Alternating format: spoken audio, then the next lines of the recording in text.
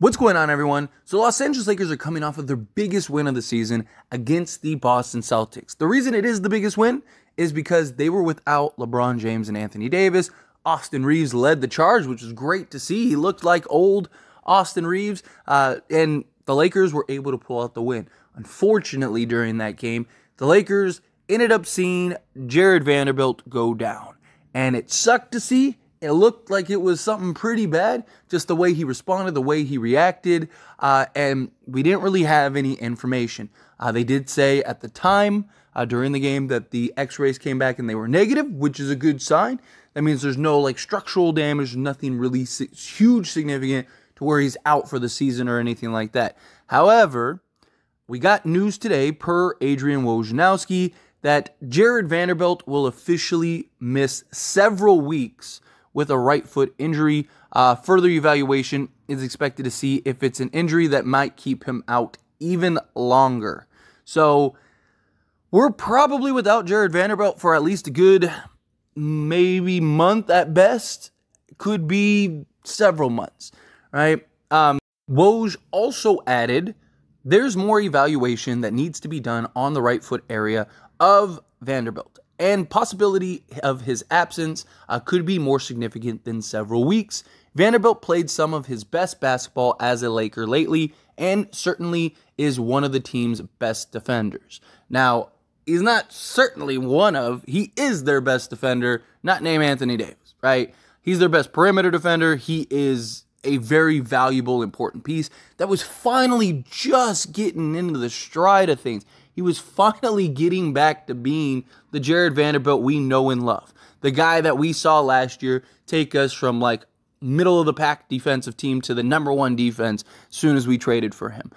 This is a guy that has just so much potential and could really make a huge significant impact for the Lakers this season, right? I mean, look at what he was able to do against just the stars in the league and just the menace that he is, and the offensive rebounding and the hustle and just the effort and the transition that he ends up creating, right? Because he's getting deflections, he's getting steals, and he's pushing the pace, right? He's hustling, and he's grabbing offensive rebounds, and he's grabbing defensive rebounds, and he's in the face and relentless and covers so much ground. This dude is just, it's unlike anything we've ever seen. The guy is insane. When you talk about just the defensive side of things, covering as much ground as he covers and just providing that hustle, effort, and energy game in and game out. And especially on a team that one of their biggest issues this season, and arguably their biggest issue, is energy and effort, right? It's like we watched the Celtics game, and it's like, dude, if the Lakers played like this every game with LeBron James and Anthony Davis, we'd probably be undefeated. We go in 82-0, baby. That was incredible performance and display. Problem is that we've seen the Lakers play like that one game and then follow up the next game with them playing the Detroit Pistons. It's just terrible. It's like, dude, what are we doing here? That's even bad. I shouldn't even, because at least Detroit puts in effort, puts in energy, tries to win. I mean, it's just, there's games that look like they're putting as much effort in as we are sitting on the couch watching, right? It's just like, come on, man, where's this team? And Jarred Vanderbilt was one of the guys that you never had to worry about that with. You never had to question or worry, is Jarred Vanderbilt going to show up this game? What are we going to get from Jarred Vanderbilt? That was never even a thought. You knew Jarred Vanderbilt's on that court, he's coming for you. Good luck, right? Send in the dog, right? And he's just, boom, he's out there just everywhere. It's incredible. But this hurts because the Lakers have struggled mightily defensively. They have not been very good defensively. They've fallen to 15th on the season. Now, on the surface, people, it's the middle of the pack. It's kind of where we were. But we were inching for top 5 territory at one point, closer to the in-season tournament. We were locking teams up. The energy and effort was there. Everything we needed was there. And it's just, now it's like you lose your best defensive player. And not only do you lose your best defensive player, one of your other best defensive players in Cam Reddish is out. And we'll see when he returns and what happens with him, right? Because Cam Reddish has been excellent on the defensive side. I know some people are hot and cold with Cam Reddish, but one, he's a vet minimum contract who has greatly outplayed his vet minimum contract.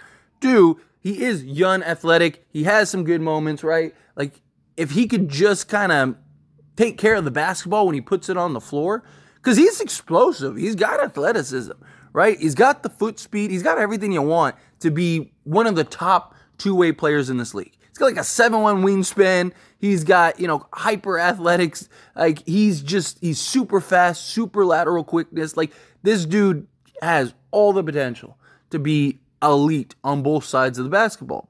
But he's not there yet. And that doesn't mean that there's not time. It doesn't mean that, he's not 34, right? Cam Reddish is still extremely young. He still has plenty of upside and potential. And if he could just get to being better shooting-wise, right? Again, he's 24 years old, right? If he could just work on his three-point shot and take care of the basketball when he puts it on the floor and gets to the basket, that would be nice.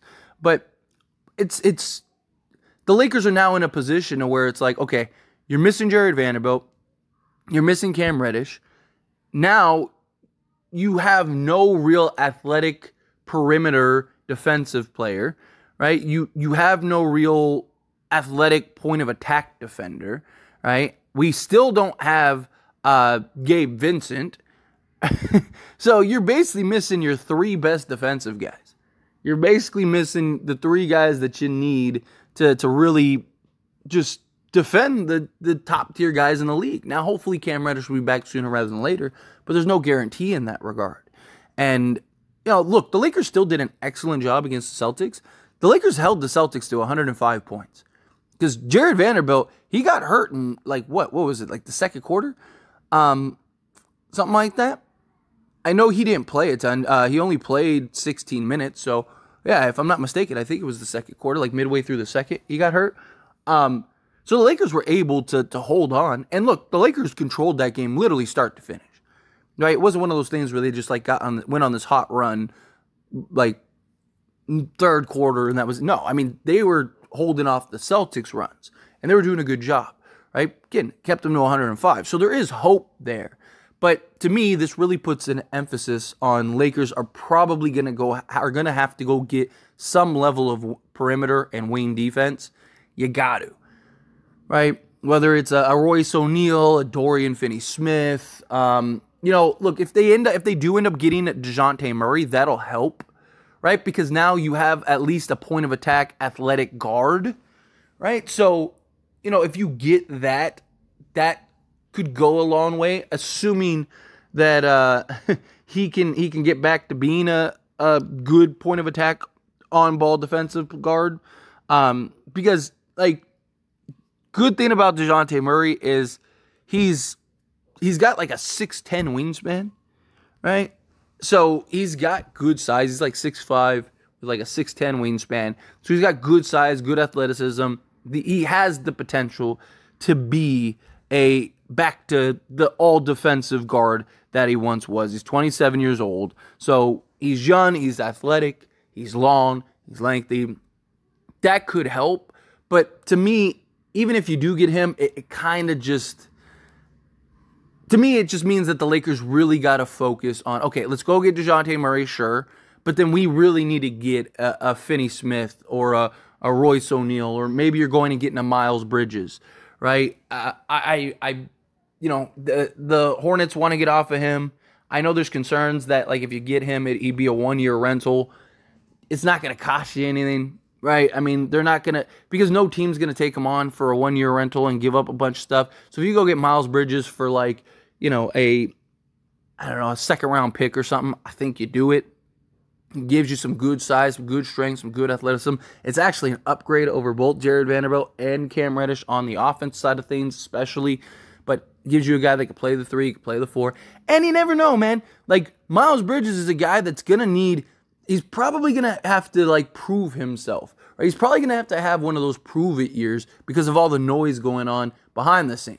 Right? So, you never know. He may end up saying, let me take, a mid-level or something like that. And, a biannual or whatever. Right? One of the exceptions. And sticking around. Right? It's very possible. But regardless, this is a huge blow. I mean, it is. if we're being honest, this is a huge blow. We're losing Jarred Vanderbilt. Jarred Vanderbilt has just started to get back into things. Like, just getting back into the stride of things. I mean, look at the Celtics game. In 16 minutes, he gave you 10 points, 7 rebounds, 2 assists, and 3 steals. In 16 minutes. I mean, that's some players' stat lines. Right? That's some, like, elite defensive guy's stat lines for an entire game. In 16 minutes, he gave you nearly a double-double and 3 steals. He was on pace. If he would have played 32 minutes, he would have scored 20 points, grabbed 14 boards, had 4 assists, 6 steals. Like, the dude is just, he's ridiculous, right? He was hitting his 3-point shots finally, right? He's had, like, several games where he's hit a couple threes. It just was looking so good, and now it's unfortunate. But hopefully he'll be back in time, get a couple games under his belt. I mean, we need him more for the playoffs than anything. Granted, we got to get into the playoffs, but once we get to the playoffs, Jarred Vanderbilt hopefully will be back. I'd like a couple games before the playoffs so he has a couple games to kind of get his legs back under him. Because like I said last time, it's not easy, especially a guy like Jarred Vanderbilt, who his whole specialty is defense, missing, 2-3 months and then coming back, right? I told people it's probably going to take like 10 games for him to get back into the flow of things, and that's about what it took before we really started to see him get back to, oh, okay, yeah, here's Vando, here's the Vandalorian, right? And that very well could be the case again. Because again, he's got to get his timing back down, he's got to get his rhythm down, right? He's got to develop the habits. Like, it's just, there's a lot that goes into defense besides just like, oh, you get on the court and you move your feet and stay in front of the guy. Like, no, there's a lot that goes into that. So anyway, again, however you feel, whatever your thoughts are, I'd love to hear it. So let me know down in the comments below. What do you think? Do you think this is a huge blow? Do you think that this really hurts? Do you think, hey, look, the Lakers will weather it. They'll figure it out. Can't catch a break. But, hey, it is what it is. Let's get it. Again, however you feel, whatever your thoughts are, I'd love to hear it. So let me know down in the comments. That being said, if you haven't liked this video, hit that like button. Helps me out a lot. Lets me enjoy these types of videos, and I truly appreciate it. If you're not subscribed to the channel, hit that subscribe button. Turn on the bell notifications. Appreciate y'all. See you in the next one. Thank you.